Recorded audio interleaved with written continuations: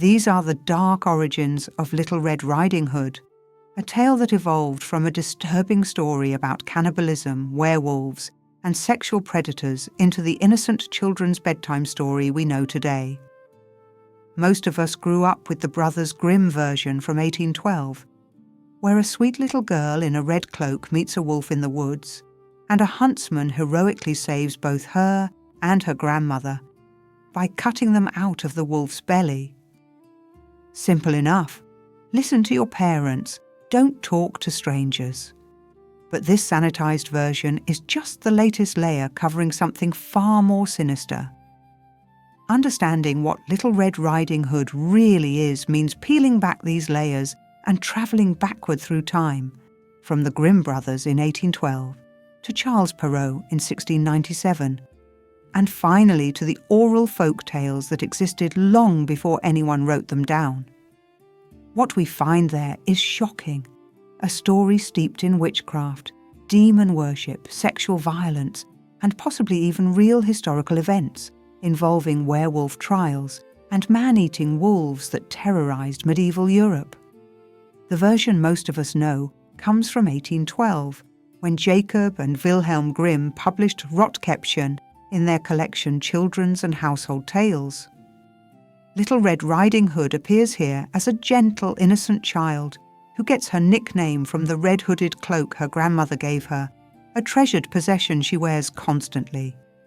Her mother gives her a basket of cake and wine one day to take to her sick grandmother, warning the girl, "Don't talk to strangers and stay on the path." The promise is made, and Little Red Riding Hood sets off into the woods. A sly wolf meets her along the way, asking where she's going and what's in her basket, and she innocently tells him everything. The cunning animal suggests she take her time, enjoy the forest, and pick some flowers growing just beyond the path. Excited by the idea, Little Red Riding Hood agrees, straying far from safety while gathering flowers for her grandmother.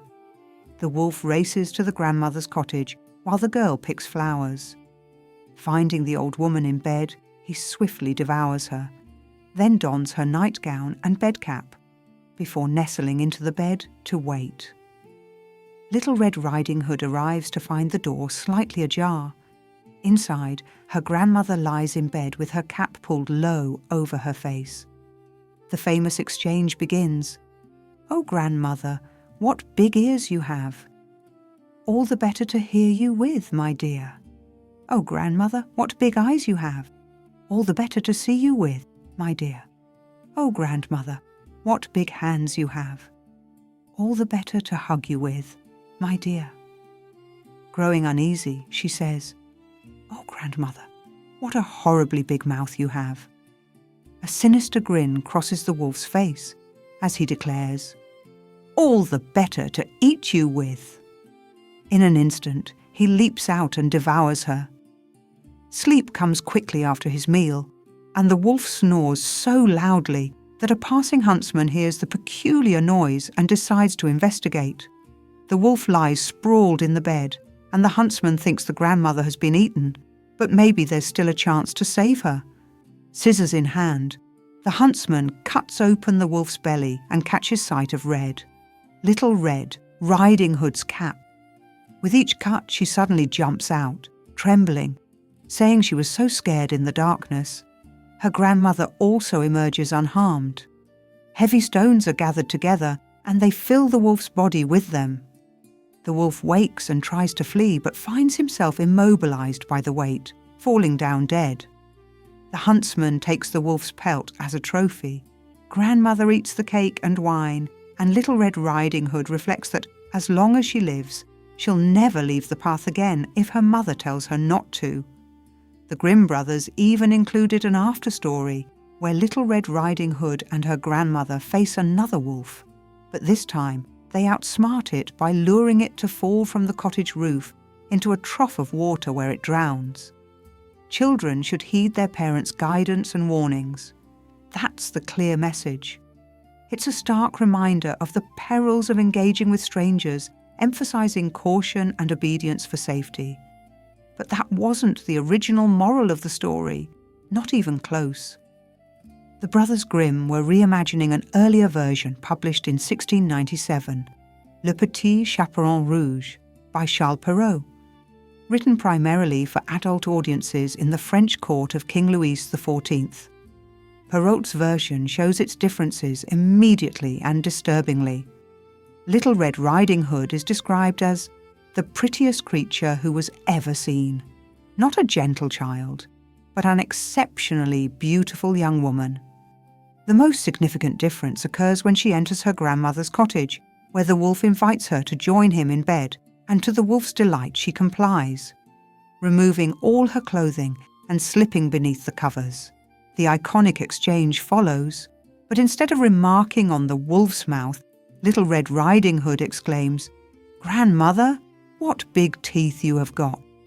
The wolf chillingly responds, "All the better to eat you up with." That's where it ends. No heroic rescue exists. The wolf simply eats Little Red Riding Hood, and the story concludes. Perrault doesn't leave it there, though. An explicit moral warning follows that makes his intent crystal clear, advising that attractive, well-bred young ladies should never talk to strangers, for if they do, they may well provide dinner for a wolf. Then he clarifies, "I say wolf, but there are various kinds of wolves. There are also those who are charming, quiet, polite, unassuming, complacent and sweet, who pursue young women at home and in the streets. And unfortunately, it is these gentle wolves who are the most dangerous ones of all." This isn't a story for children.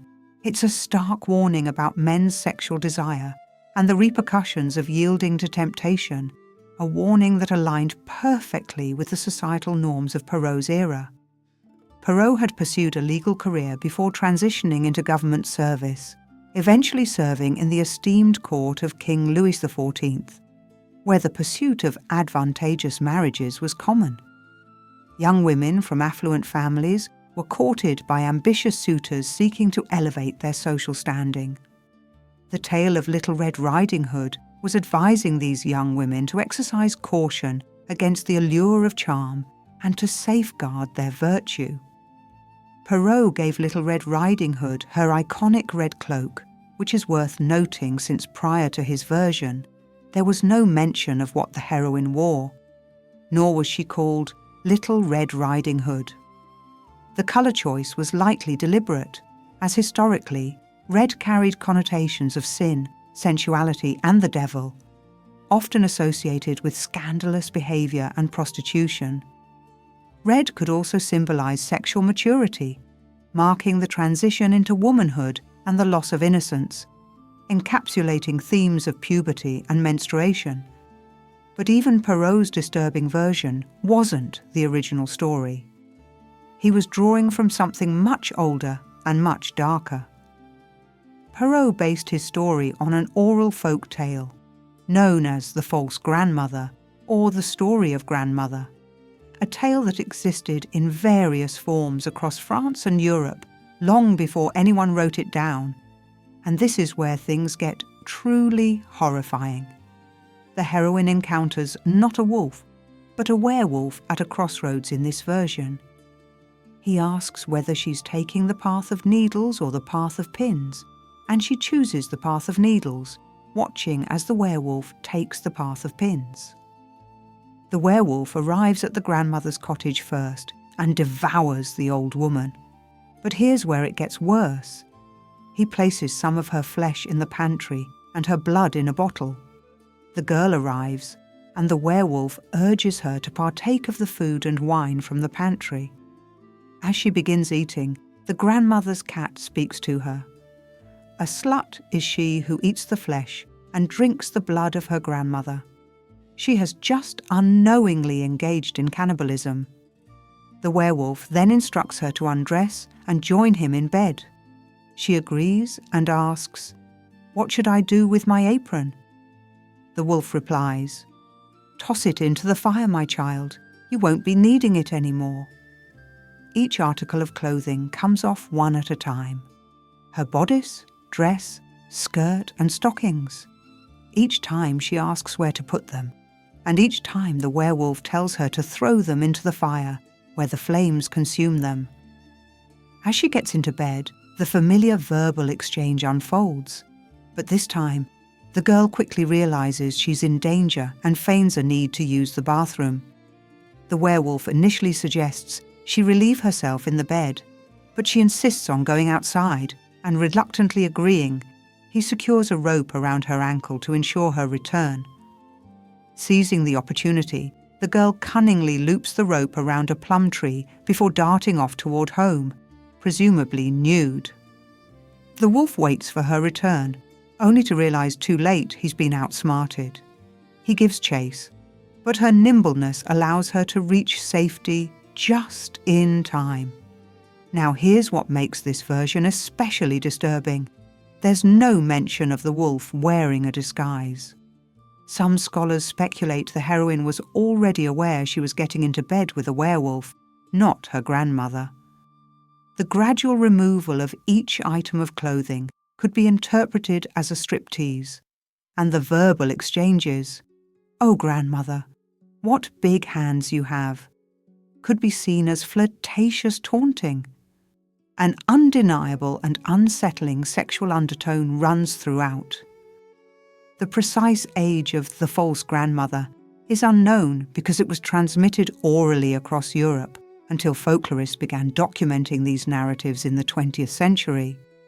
But the abundance of imagery linked to witchcraft within the tale suggests a historical origin in the 15th or 16th century. Consider the symbolism. The talking cat was a notable motif. During that era, cats were feared as heralds of evil, believed to embody either the devil himself or a witch in disguise.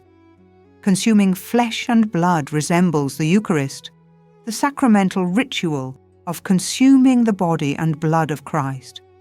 But this consumption is of the grandmother's flesh and blood, appearing to be an act of witchcraft, perhaps even a satanic ritual, a kind of black mass.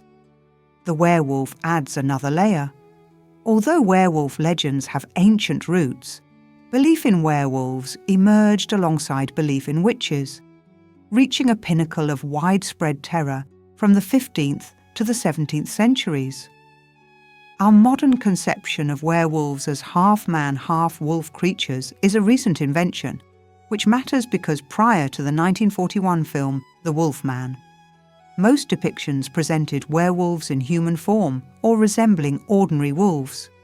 This explains how Little Red Riding Hood could mistake a wolf for her grandmother. He would have appeared as a regular human man who just happened to be a werewolf. Werewolf also often served as a metaphor for Satan.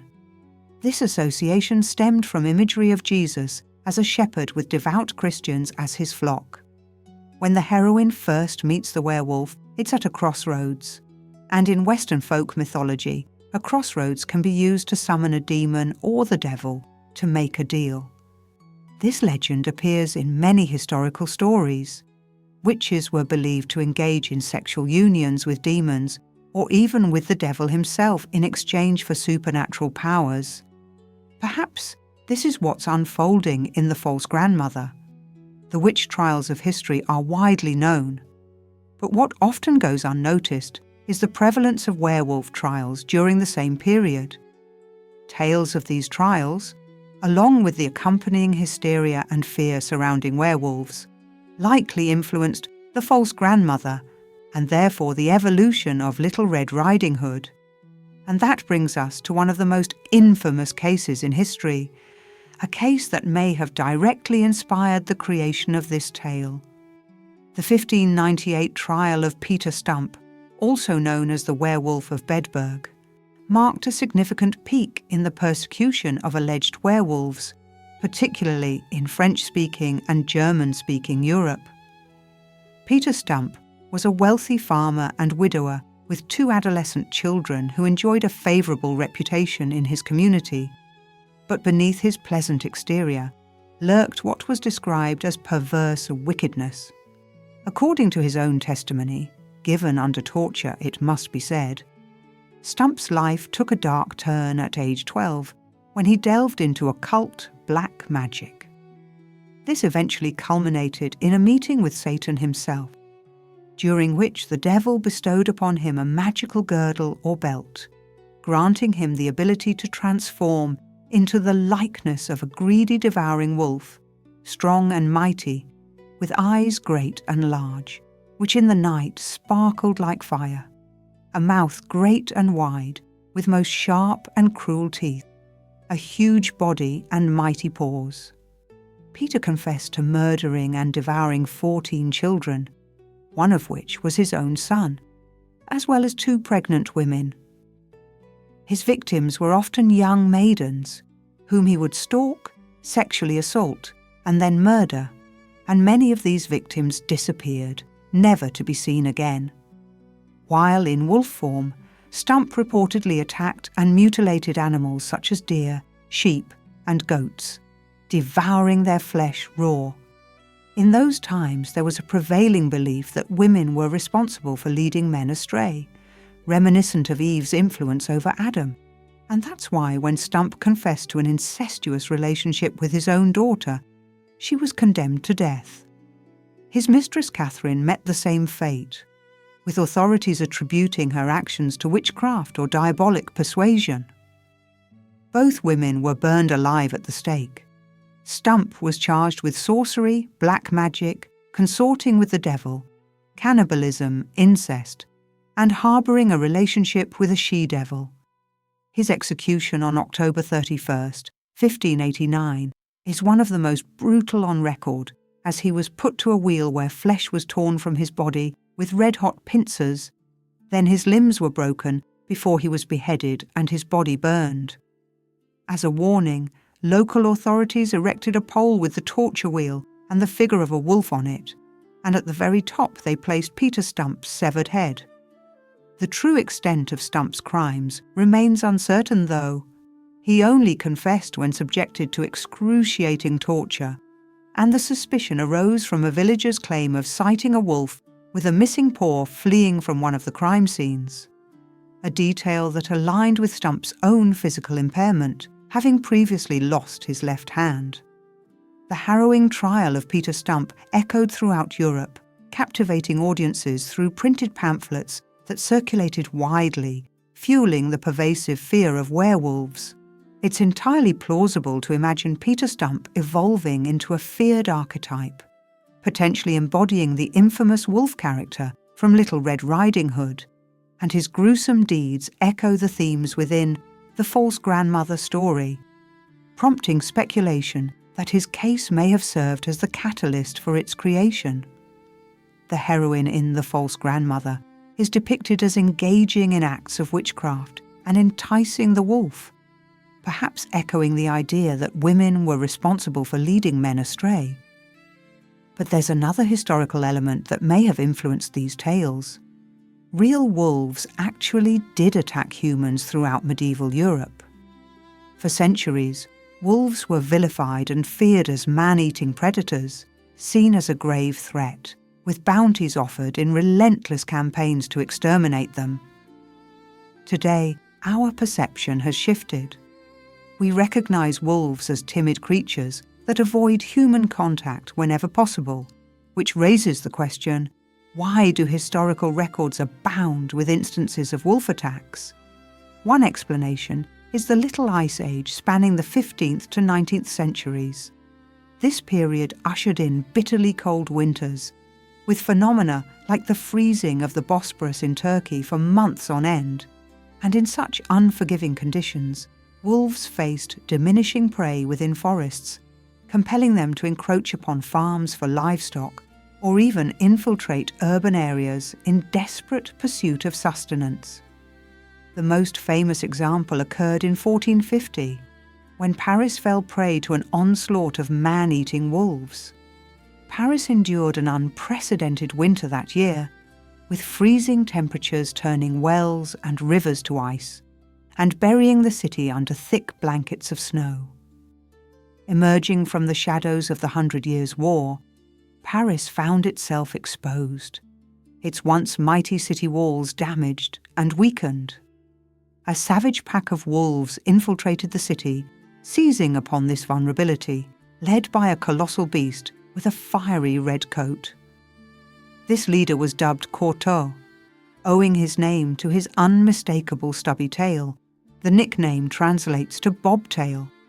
The wolves preyed at first upon unfortunate souls sleeping rough who had succumbed to the cold, or those recently deceased in shallow graves, but soon the wolves became emboldened by the taste of human flesh, and they began to prowl the streets of Paris by night, hunting down local residents in ruthless packs. Mass hysteria engulfed the city as tales spread of women and children torn from the streets in broad daylight. In the first month, the wolves killed 40 people. Yet in the following weeks, as their ranks swelled, they slaughtered several hundred more. Parisians endured endless months of terror, haunted by howls echoing through the streets, a grim omen of impending doom. But from the depths of fear, the Parisians became united in defiance, and with grim determination, a band of courageous volunteers devised a daring plan. Dragging a slain cow through the streets, they baited the wolves, leading them with a bloody trail toward the heart of the city. Slowly but surely, Corto and his savage pack were drawn into the waiting embrace of the enraged populace. In a climactic showdown under the gaze of Notre Dame, the citizens of Paris stood united, surrounding the pack and hurling stones and spears until not a single wolf remained standing. Among the triumphant cries, Corto, once the terror of Paris, was paraded lifeless through the streets, a grim trophy of victory over adversity.